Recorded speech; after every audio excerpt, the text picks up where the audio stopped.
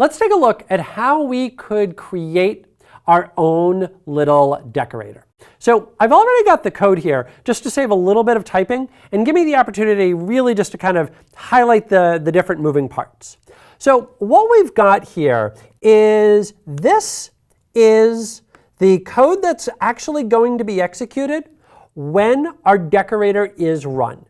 We're going to print out a little thing on the screen saying logging execution. We're then going to run whatever function our decorator was on top of, and then we're going to print done logging at the very end here. So this is what's actually going to execute. Down below, we're going to set up our little decorator call at logger, and this is going to be our little function. So the end result here is it's going to print out logging execution.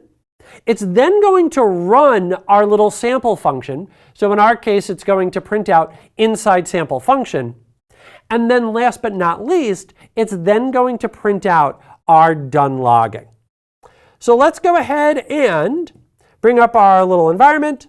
I'm going to say Python and then our little demo file and hit enter. And that's the output that we then get. You'll notice that it prints out logging execution, inside sample function, and then finally, done logging. Now, again, I know I said this multiple times. Last time I'll say it, I promise. The most common time that you're going to interact with decorators is when you're going to call them as part of a framework. But if you ever decided that this functionality might work in something that you're building, that is how you could go in and create a simple decorator.